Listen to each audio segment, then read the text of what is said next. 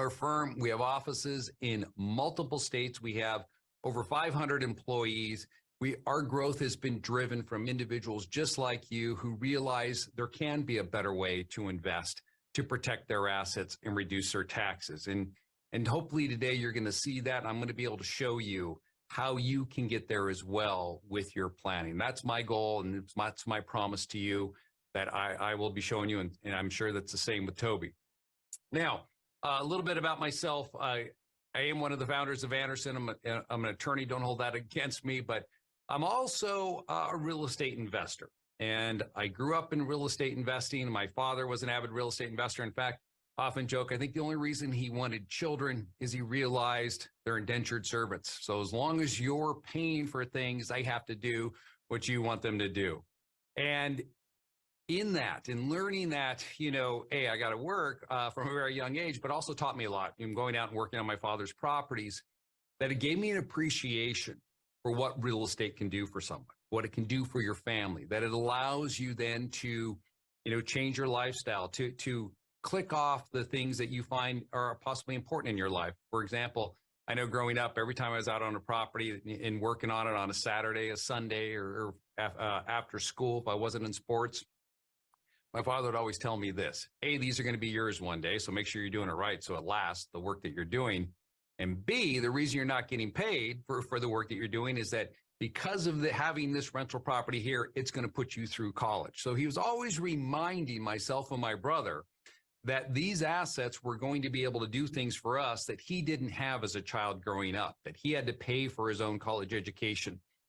But because we're out there helping him build the investments, that was going to give back to us. And it did. And I was very fortunate in that. And so I saw that from a very young age. And it helped propel my own investing and realizing that building lasting wealth can come from real estate or creating a business. But at the same time, we have a responsibility to protect that.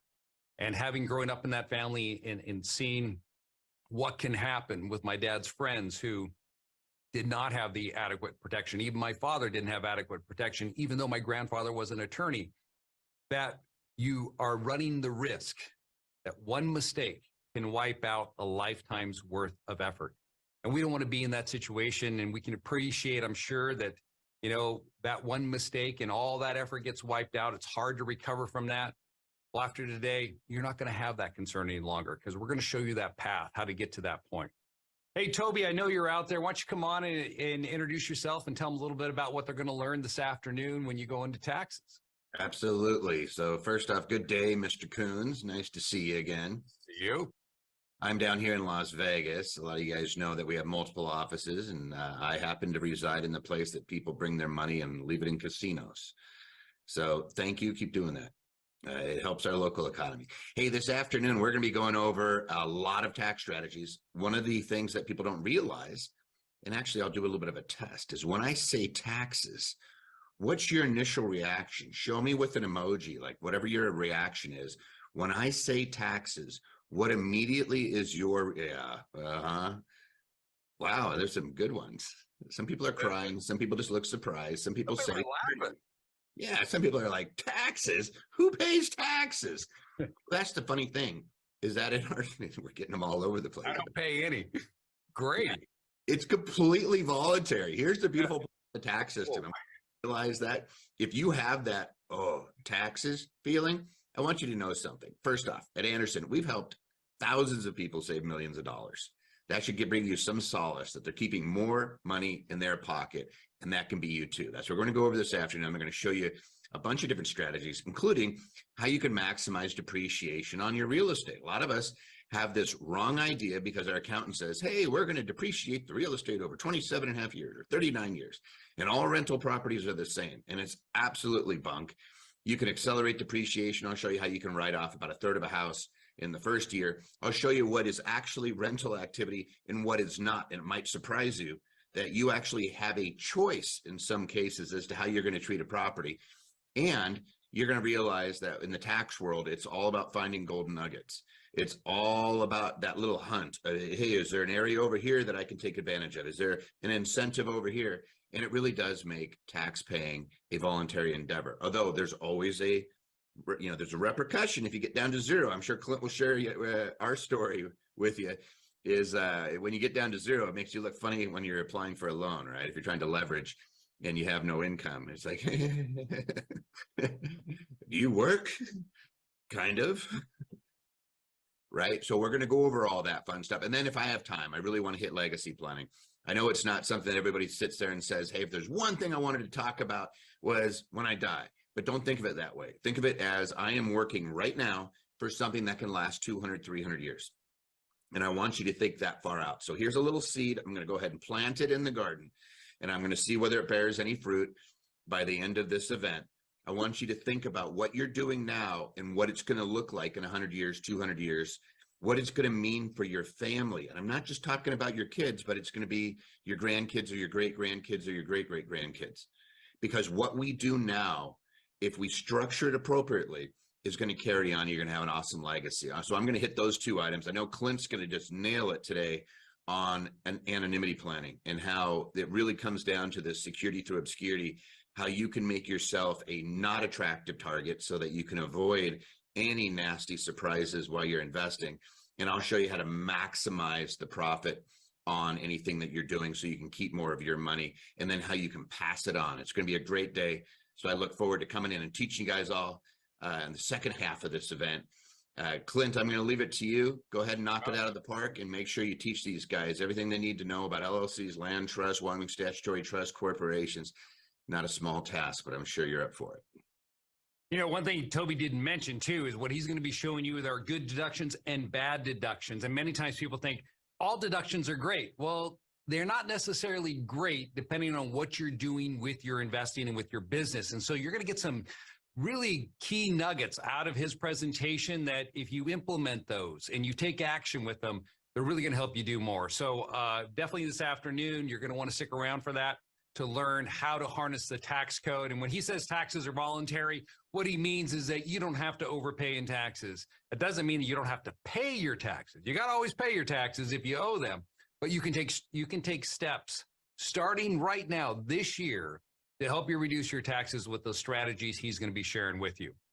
All right. Next thing, our Anderson services. Just a little more about Anderson. We do, as you probably can gather from the reason why you signed up for this event, we do set up entities. We set up corporations, LLCs, those types of things that help our clients protect our assets.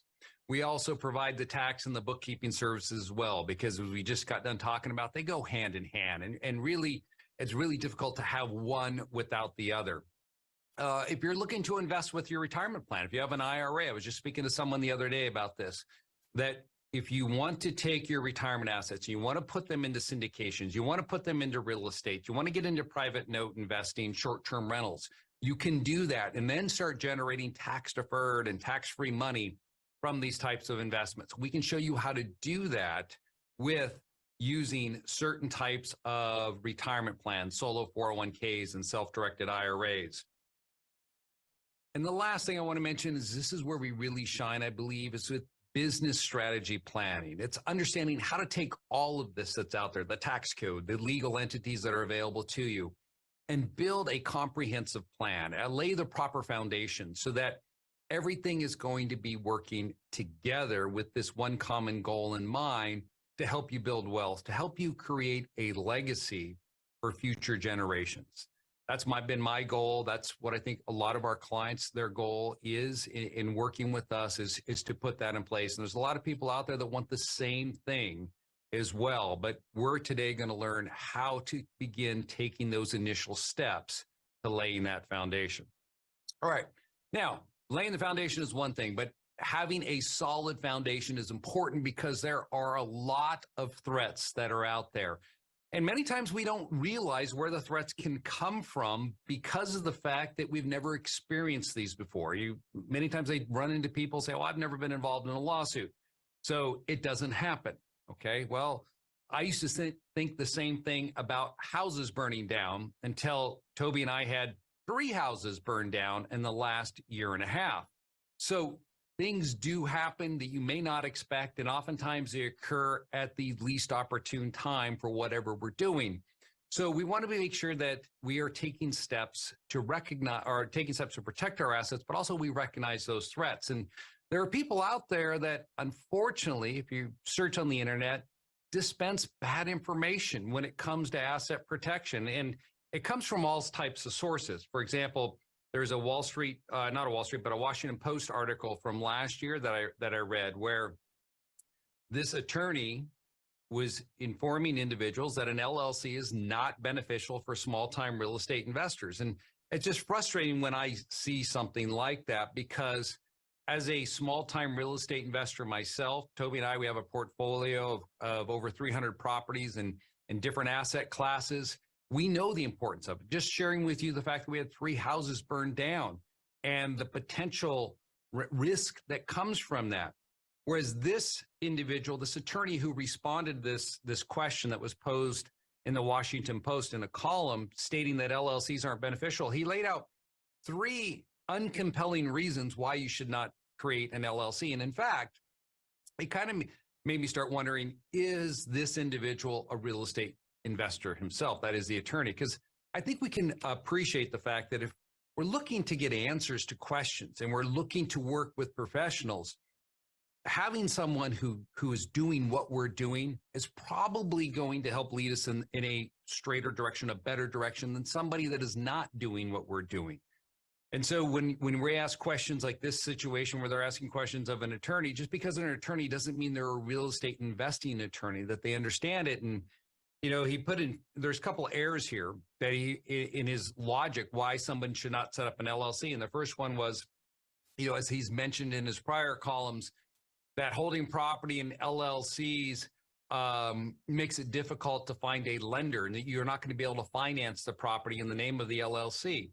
And we hear this a lot. There's a lot of people out there that will tell you, you know, you can't get a loan in a limited liability company. Well, those people who are telling you that information or dispensing that, it's just because they don't know to go to the right types of lenders.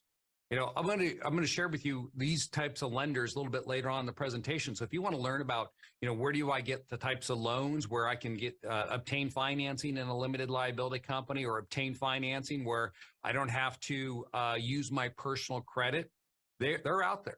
Definitely they are. You just need to know where to look. You don't have to give a personal guarantee. In fact, when we first got started, my very first investment in Memphis, Tennessee, okay, it was $5,000 out of pocket on a credit card. Put it on a credit card to buy a property. That is what is available if you know where to look and you're working with the right individuals.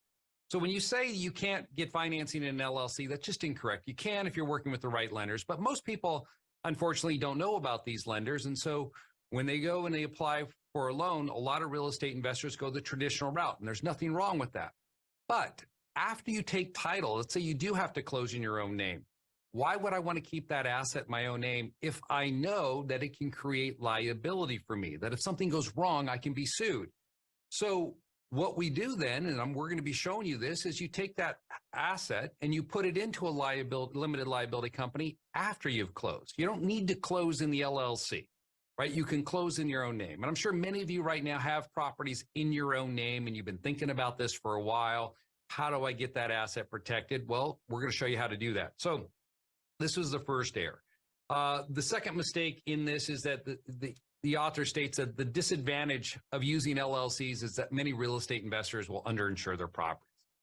All right. Now, I don't run into too many people that are in that situation. In fact, most investors that we work with are using leverage. They're using financing to buy real estate. And when you use financing to buy property, you don't get to make the decision on how much insurance you carry. It's the lender who makes that decision. So I found it kind of odd for this author to state that I, as an investor, will underinsure my property that's in an LLC because I have this LLC now and I have this false belief that I don't need insurance any longer. Okay, the lender is going to make that determination for me, and they will insure my property at an adequate level if I refuse to, and then they'll just charge me for it. So again, this is what I'm referring to, is that there's a lot of people out there that, you know, try to help individuals, and that's fine. But when you give advice that is counterintuitive or is not productive for them, you can put them in a position where they can actually have a lot more at risk than they intended to, and they have this false sense of security. And the third mistake that I read in here, it stated that when small real-time investors are closely involved in the day-to-day business, meaning some of us use PMs, property managers, to handle our real estate, and some of us choose to self-manage. My father, he liked to self-manage his real estate. Very hands-on. He still is to this day. Here he is, 78 years old. Just 2 weeks ago, I was talking to him. He's up on a roof doing a full replacement of the shingles on that roof. So he's always involved. He's doing that. But the problem is that when you go out there and you're doing that work yourself, you can bring liability back if you're negligent in putting that roof on. Or my father's case, one time doing the electrical, he was always telling me he knows more than the electricians. And I said, yeah, but it's your liability if you do something wrong on that property. My father would always remind me that, well, I paid for your law school, so it's your responsibility to get me out of it if something like that happened. And, what do you say then? Dad, it doesn't work that way. But anyways, the point that I'm making is that if you do, yes, you see people are laughing. I know. I've got a very interesting father in the way he looks at life. So when you have situations like this, when you're working on your own property, yeah, it brings liability to you. And there's nothing wrong with that. We all like to go out there if we can and we get our hands dirty. But the point is that just because I can be liable for my work doesn't mean I shouldn't take steps to protect my assets. And so where the author misses this is that if I have a piece of property here that I'm going to come over here and do the wiring on it and something happens, and let's assume that I have other investments that are in my name. Here's my personal residence right here. Here's my savings. And something goes, and I'm sued because of this wiring mistake that I made here. Well, then all of my assets are at risk. This house, my personal residence, and my savings. So anything that I own in my own name, they can come after and take. So when we're thinking about asset protection, where this author goes astray here is that you need to protect these other assets. So if something happens here, that you won't lose this, and this. So they're insulated. And we're going to show you how to do that, how to insulate your assets. And not only we're going to show you how to insulate them, as Toby talked about, we're going to show you how to do it in a way where if somebody's looking at you, they don't even know what you have, to make you an unattractive target, that people will settle for your policy limits and not come after you and think, oh, this person is what we call low-hanging fruit, that we're able to discover everything we own. And so these are the challenges that take place. And I'm sure some of you that are here today watching this, maybe you own real estate in your own name. And you're just, one step away from waking up one morning and finding out, your Airbnb, there's 2 minors dead and 8 wounded in a shooting at a party, and that property's in your own name. And then you're going to be looking around, calling it someone like Anderson or other attorney and say, what can I do to protect myself? Well, at that point in time, unfortunately, it's too late. Or you have a property and, you think you have protection, and you wake up one morning and you receive a letter from an attorney. All right, you go out and you get this letter, certified mail, it's sent to you, and you find out that you're now going to be sued for a property that you own in Florida. Here you are in California, where this individual is located, and he has a property in Florida. You couldn't get the furthest away from that, but the attorney was able to look you up, find out that you're the owner of that property, and then send you a letter to let you know they're coming after you. And at the same time, I can guarantee it that this attorney probably looked up every other asset you own and knows how much you're worth and what an attractive defendant you're going to make. So we want to make sure that does not happen, that you're not in that position. Or, it can get even worse, that you think that your problems are behind you because you've got a rental property. Let's say you sell the rental property. Many of us would assume after we've sold a property, there's no more liability associated with that. It just happened with our clients recently where they received a letter from a prior tenant. So they own this property and they owned it in a limited liability company. They had it for years as a rental. Then they decided to sell it. They sold it 2 years ago. Well, they just got served this week from a tenant that states that they injured themselves when they owned the property.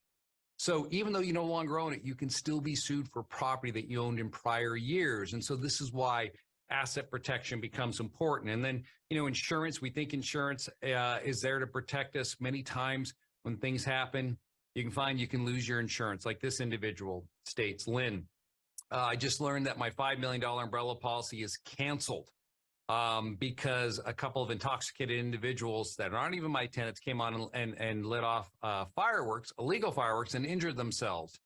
And so now you're left wondering, what do I do? Well, these are all things that occur in life. And there's many more, and I'll share with you some of those stories, but they're things that we can take, actions that we can take to help minimize this type of risk. And in order to start to take those types of actions, what I want to go through with you right now is what I refer to as our Anderson Risk Analyzer. And I think this is one of the most important aspects of today that you're going to be pulling out of this presentation is we're going to discuss now your various assets and give you a sense for what we can protect and how we're going to protect it, just broad brush strokes. So this is where you want to start writing stuff down. If you've got pen and paper, if you don't, go get it. And I want you to follow along with me because it becomes the foundation of what we're going to be doing for ourselves and for future generations to ensure that what we're building today or what we currently have can be there so that one mistake can't wipe it all out. So I need to go to a whiteboard to do this. So this is what I'm referring to. When you're looking at your assets and what you currently have or what you would plan to acquire in the future, we want to break those up into 4 different quadrants. Okay, so we have quadrant 1, 2, 3, 4. Now, the first quadrant is what we refer to as the personal quadrant. And the personal quadrant is designed around holding personal assets, assets that we have that we use in our daily lives. Those types of things will go into this personal quadrant. So when I'm telling you this and you're thinking on it, going, all right, what is a personal asset? Well, a personal asset, of course, would be a personal residence. That goes without saying. So your personal residence, we would place in your personal quadrant. Your personal vehicle that you use to commute to work, get groceries, maybe it's your truck right here, that's going to go in the personal quadrant. Maybe you happen to have a boat that you like to enjoy. That would go in the personal quadrant. Motorcycle, looks like a trike, but that's going to go in your personal quadrant as well. Jewelry, right? That's personal in nature. That's going to go inside of here. Your personal checking account, right? How do you pay for your groceries? How do you pay for your bills? Those are what we call personal assets. That's a personal asset, your checking account, because that's what you're using to cover your living expenses. An IRA would be sitting in here. Life insurance, I'll just put LI. 401k would go into this quadrant. They're all personal in nature. Now, you're probably thinking, well, Clint, I have a savings account, I have a brokerage account, I have rental real estate, and I have these other things. I get it. We're going to talk about that in a moment. But I want you to understand that what we're referring to now are those items that we use personally. Okay, and that's it. We'll cover the other items here in a moment. So when we look at our assets and the items that we have in our life that we hold dear, these types of things, there are certain types of entities that we will use to provide protection for them. Okay, the first entity that we will look at in using here is a living trust. All right, so if you got a personal quadrant, right, hey, living trust, that's going to get used for these types of assets. And the living trust is your estate plan. We're going to be discussing that. It's one of the most important entities you'll ever set up. It's something that I realized firsthand how important it was growing up when my grandmother passed away, and I saw the chaos that was left that created permanent friction within the family where people do not talk to each other as a result of one person's actions, who saw this as a profit motive, a profit-making opportunity as the executor of my grandmother's will. And it was hard to live through because, again, my father, when my grandmother passed away, I just graduated from law school. I was sworn in, been an attorney for a year and a half. And my dad looked at me and he said, You're going to be the attorney representing the estate because you're going to do it for free. That's why I sent you to law school. Like, Dad, I don't know if this is such a good idea. He goes, oh, no, you'll take care of it. And it didn't work out the way he thought, because my uncle decided to take it a different direction. So this estate plan is crucial. Okay. And all of these types of assets will be placed into your living trust. It's to make sure that everything that you have today will be passed on to your beneficiaries free of probate in an efficient manner, in a way it'll protect them from any divorces, protect them from personal creditors, and also provide protection for these assets while you're alive if you were to be involved in an accident where you're incapacitated. So we use a living trust here. We're also going to be looking at using what we call a residence trust. So a residence trust, and I'll show you this strategy, is to hold your personal residence. All right. So many of us have equity in our personal residence. If we don't have equity, we don't plan to move. I was talking to an individual just the other day. He's lived in the same house for 22 years. He lives in California, and he bought the house 22 years ago for under $300,000. And that same house today is worth $2.5 million. Huge amount of gain in the value of that property. That's an asset I'm sure we'd want to protect, that equity in there. Well, I'm going to show you how to do that. So personal residence is something, a residence trust is something we'll be looking at. And then the other thing that we typically utilize here is a solo 401k or a self-directed IRA. So these are two other tools that we can use to protect and gain access to our current IRAs or 401k plans to use for investing purposes. Now, everything that I've just shown you here, the tools that we use for the personal quadrant, all of these tools are trusts. So when you're thinking personal assets, know that some type of trust will always be used to protect a personal asset. Now, the next quadrant we have here is our investment quadrant. Now, these types of investments, we refer to them as no risk investments. All right. So when you think on this, what types of assets do you have that do not create risk for you? Throw that into the chat if you don't mind. I'm just curious. What are you thinking when I say a no risk asset? What's the first thing that comes to your mind as an asset that doesn't create liability for you, that you're not going to be sued for it? Stocks, yep. Metals, bonds, LLCs, gold, coin collections, CDs, crypto, art collection. Yeah. VA disability. Okay. The income. Yeah. The metals, art. Yeah. So these are assets that by themselves, you can have as much as you want of those types of assets, and you're not going to be sued. All right. So for example, say stocks, as someone put there. When I say they're no risk, the stocks is an investment, but it doesn't lead to a lawsuit. Because in order for something to create risk for you, it means that somebody has to be injured. So if I had a stock certificate, right? How is this piece of paper going to injure someone? Well, if you want to get creative, you could say, well, somebody came into my office one day, they looked at this stock certificate that I have in Tesla, they picked it up and they said, wow, this is interesting. And as they're holding it, they sliced their finger open, and now they have an open wound. And then they go out and they're walking back to their car, and they're walking on the sidewalk, and somebody was not a responsible dog owner, and they let their dog do its business on the sidewalk. So this person doesn't want to step in it, doesn't want anybody else to step in it. So they reach down with some tissue to kind of push it off to the side, get it into the bushes, and they get some of that dog doo-doo in their finger. That turns into MRSA, and they end up losing their entire arm. Now what do? They turn around and they sue you because you had that fine stock certificate sitting on the desk, and that was an attractive nuisance to someone. So how many of you believe, right, that type of lawsuit could take place?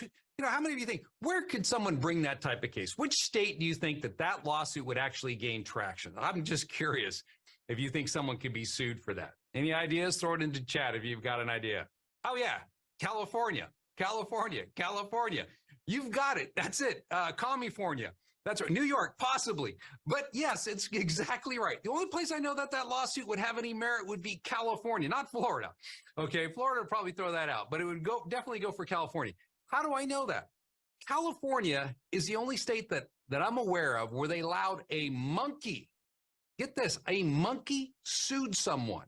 Yeah, so the monkey was the plaintiff, represented by PETA. If you don't know what that is, People for Eating Tasty Animals.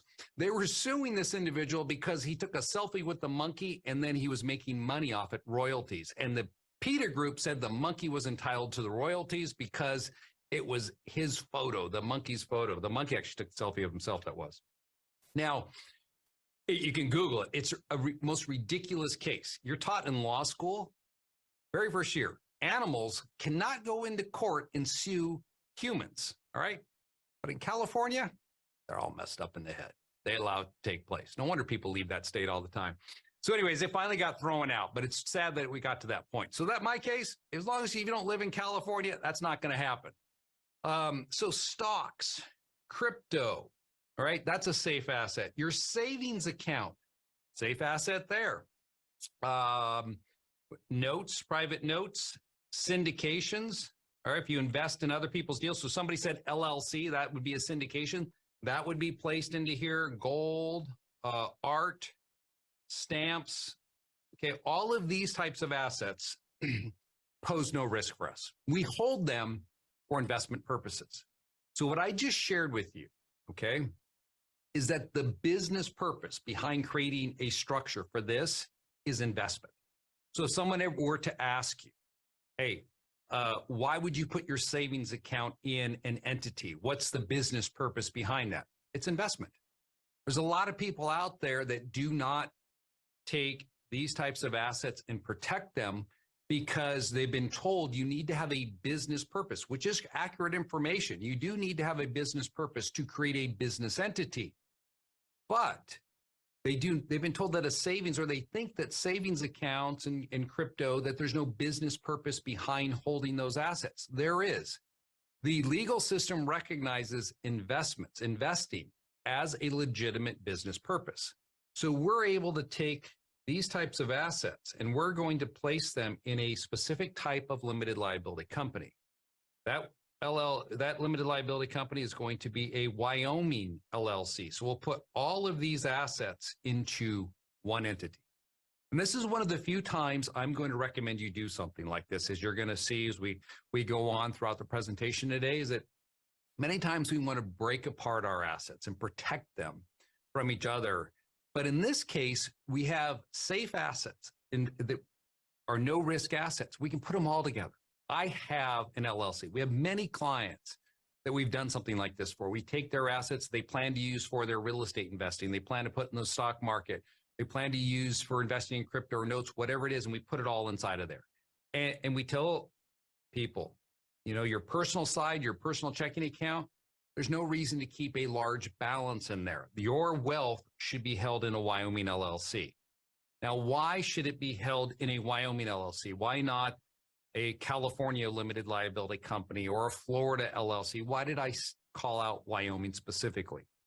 The reason why I'm calling out Wyoming specifically is because with limited liability companies, when we're protecting safe assets, the liability comes from out here. That is the things that we do. All right. So the reason why we want to create a Wyoming LLC, number one, is going to be anonymity. Somebody just put that in the chat. You're exactly right. The reason why I called out Wyoming is anonymity.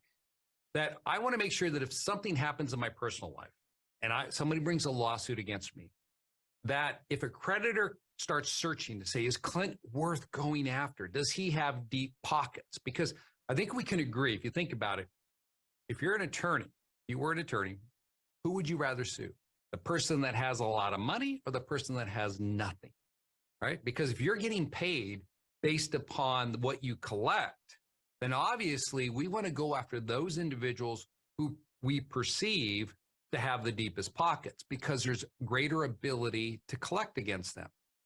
Whereas individuals who appear to own nothing or own very little, they become less of an attractive target for us. And we don't want to spend our time going after them because we can spend 100 hours, but not get paid at the end of the day because they don't have the assets to go after.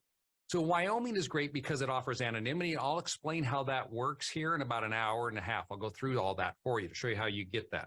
Number one, it's people won't know that you have this LLC set up. So you get the benefit of the anonymity. The second reason why we like using this type of structure is what we call charging order protections. Okay, so if you're thinking about LLCs and you're saying, all right, why do I want to use an LLC in Wyoming? Number one is going to be anonymity. Number two is going to be charging order protections. And this is important. When you're talking to other people, if you're working with an attorney and you're thinking about setting up a limited liability company, one of the questions you always need to ask that attorney who you're talking to is that if you're asking me to be a member in this LLC, does this state offer strong charging order protections? Because if you do not have those in your LLC, if you do not have strong charging order protections and someone sues you and they get a judgment against you, then they can take your limited liability company. Point of fact, in California, for example, state law in California and Florida allows a creditor of a member of an LLC. And so when you set up your LLC, an owner is the member. It allows creditors of members or owners to take their interest via a foreclosure action. So if you've placed your assets in here, let's say we had $300,000 in investments placed in this one limited liability company.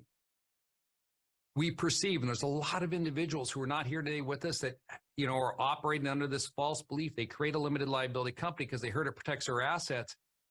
But when that claim comes around, if we didn't look at the state law and determine whether or not it has strong charging order protections, you'll lose your LLC because they'll give it to the creditor because state law allows it.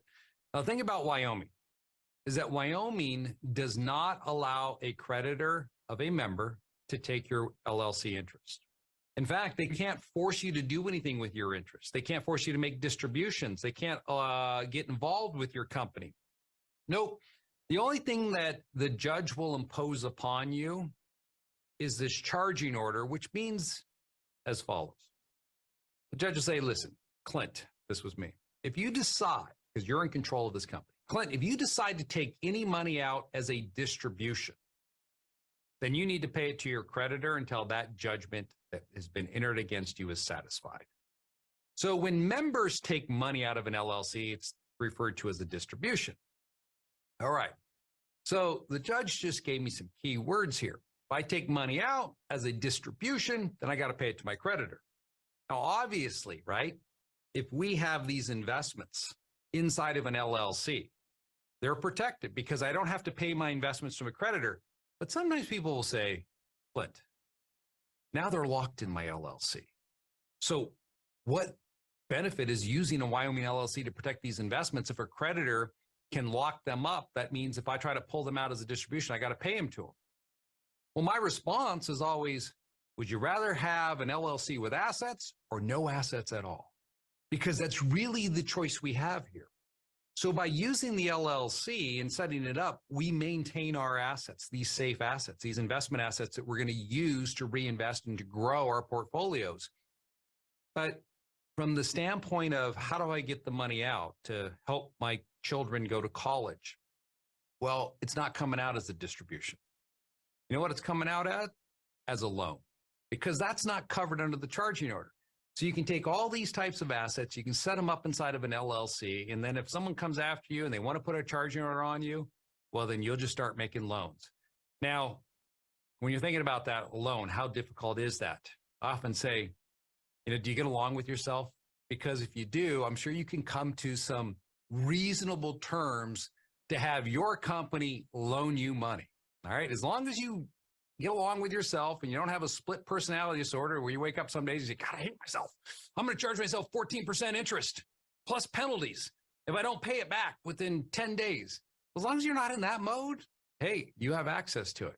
Now, it's because of that people realize, attorneys, predators realize that when faced with these types of entities, there's no recovery. We're not going after it because they know that there's ways around it. And we'll show you how to do that. We've done it for years.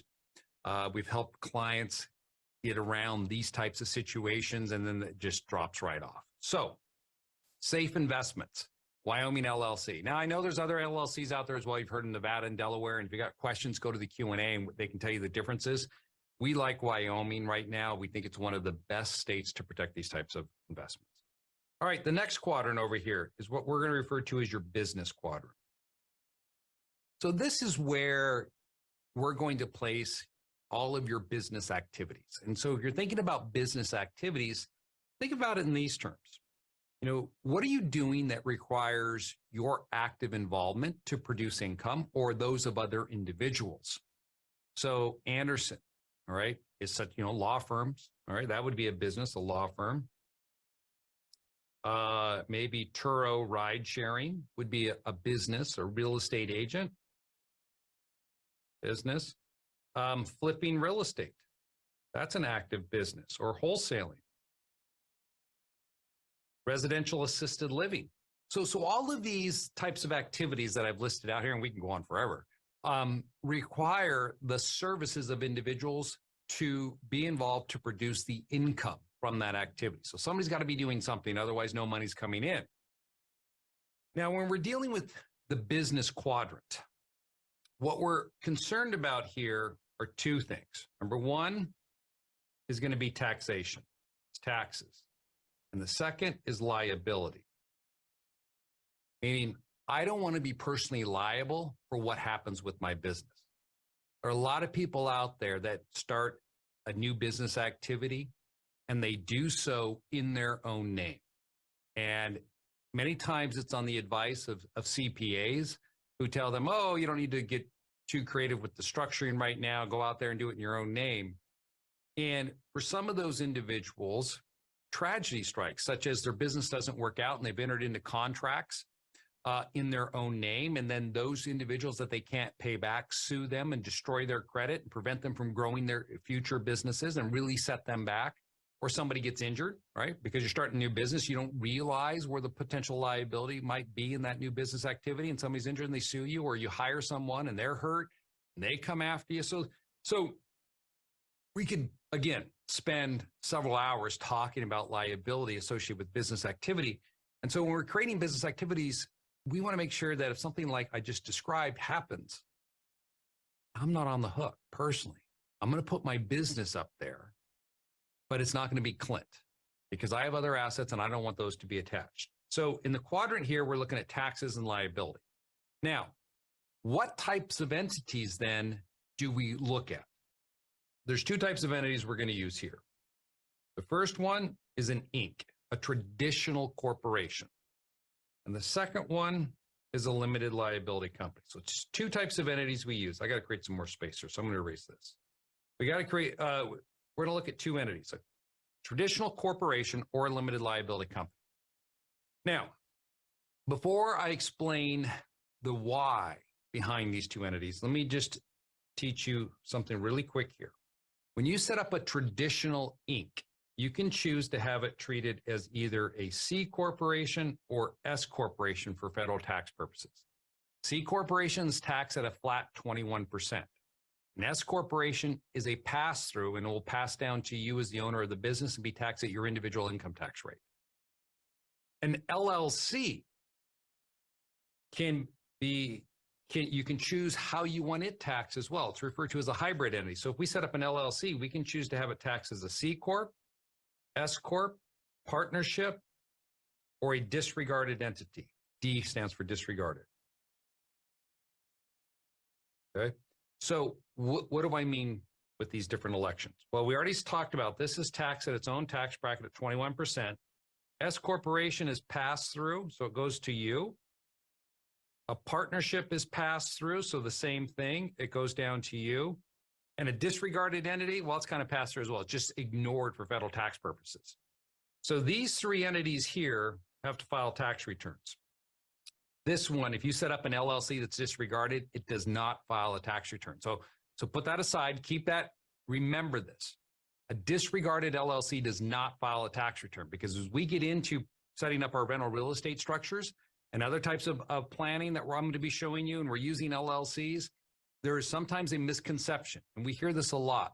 People think that are out there that aren't here today that, if I set up an LLC, it's going to be complicated. I have to maintain a lot of tax returns. Not if you do it right.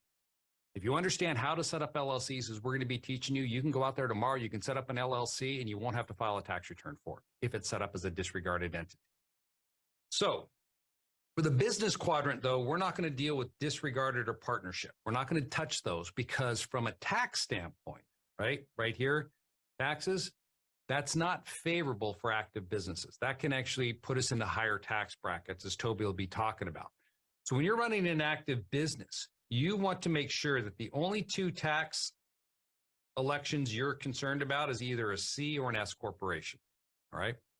Now, how do we determine for these active businesses, should it be a C or an S? Well, that's why we need to analyze. And that's why planning comes into effect. And you want to sit down with someone who understands your business activity, and they also understand what else you're doing in your personal life to determine what is that best tax structure. Now, not knowing where you're at, I can just give you some examples of this. So there's a CPA out of California that contacted me a year and a half ago. And I didn't know this gentleman before he called me, and he set up a consultation because he wanted to discuss some of the strategy planning that we've been doing with our clients that he happened to be working with on the tax side.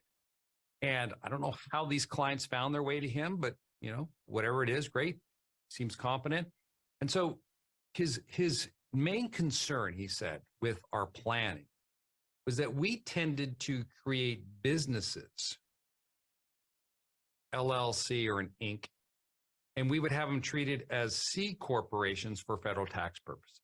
He said, hey, you're setting up these businesses as C corporations, and a lot of times you're using an Inc. and not an LLC. I said, okay, and so what are we referring to? He said, well, somebody just came into my office. They've started up a new business, and I don't recall the business activity.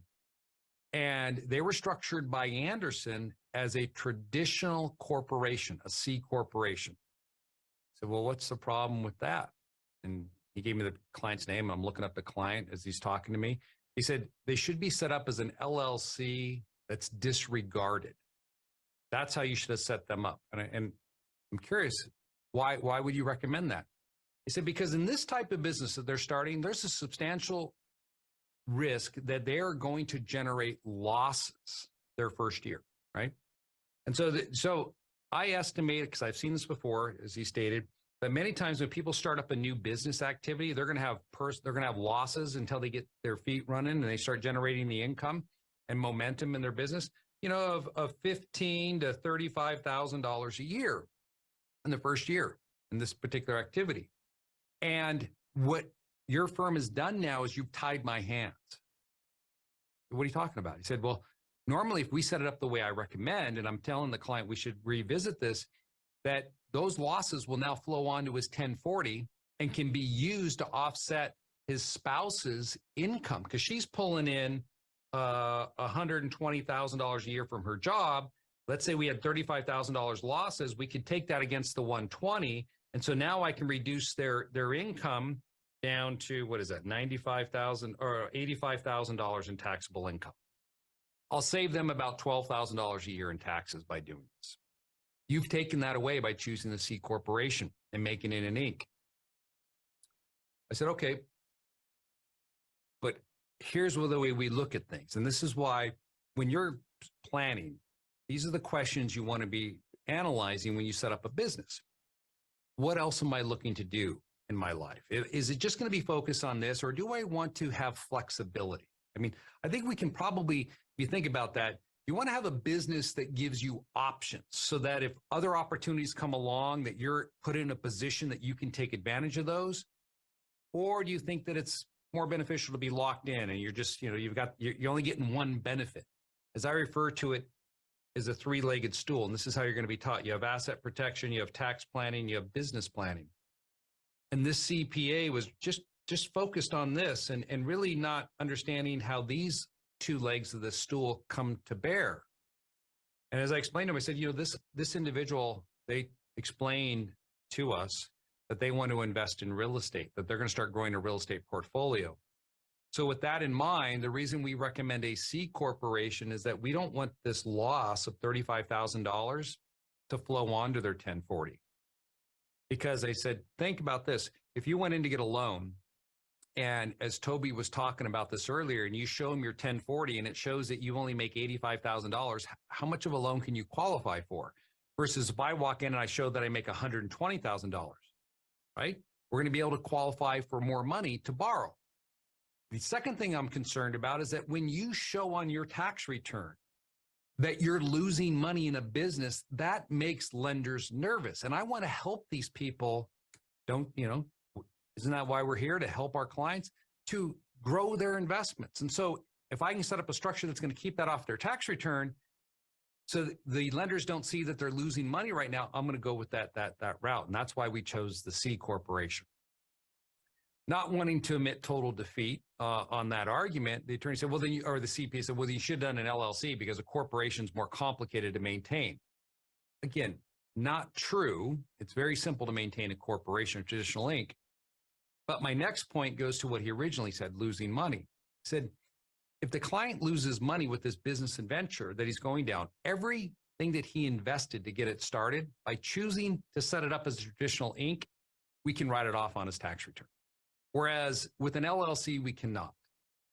When we create a corporation, I want to make sure that if there's something doesn't work out with that business, that we can take that as a deduction on their 1040 if they choose to do it. We can suck it all up in that 1 year against all other forms of income.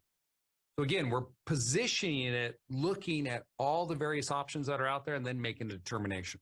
I don't want you to think this is the right situation for all of you. Okay, when it comes to your planning, that's why we want, whenever you're going to create a business, you want to analyze that with someone who understands it so that they can then determine, hey, yeah, you heard about a corporation, maybe in your situation, the LLC is going to be better. And here's the reason why. So we use them interchangeably. We don't just choose one. Just understand you have options. In this quadrant, LLC or traditional corporation. The tax status, though, C or S. Now, the last quadrant we have over here is going to be your risk quadrant. Okay, so the risk quadrant is where we put our investments that create risk for us. And these investments, of course, real estate, right? Some people often will say children, but I can't put children into entities and protect you. That's why we need to put your assets into entities to protect your assets from the decisions your children make when they're younger. Believe me, I created more liability for my father than he will ever know when I was a teenager. So you definitely want, if you've got teenage kids, you definitely want to have asset protection. Now, what types of structures do we want to put in place for risky investments? So in this quadrant, for your real estate, we're going to use traditional limited liability companies. We will use a tool that I will teach you about. It's called a Series LLC. It's a great tool. So it's only available in about 19 states, but it's something we can work with.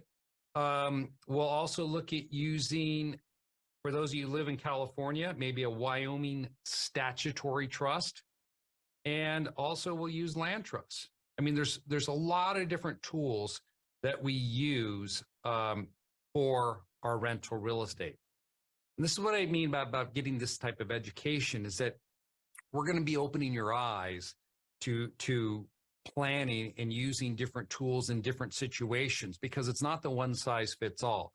We see a lot of people that will go out and just set up an LLC and they think, all right, this is the right tool to own rental real estate. And many times it is.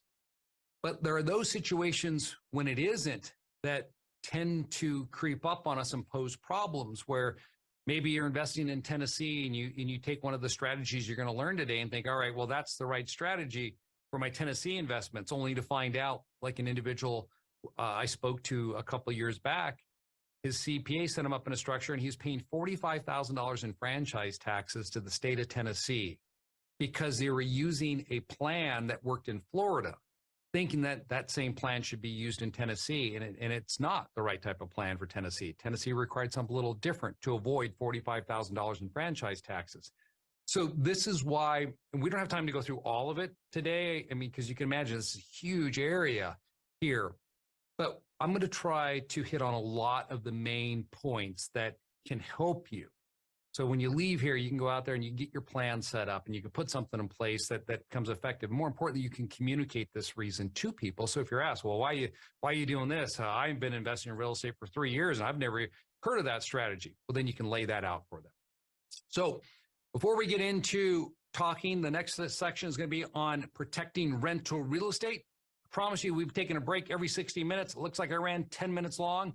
We're taking a break right now. We'll be back in 10 minutes and we'll get into rental real estate. See you back, guys. Thanks. Dark as to why we are doing what we're doing. We want to make sure the clients understand it and are actually in the driver's seat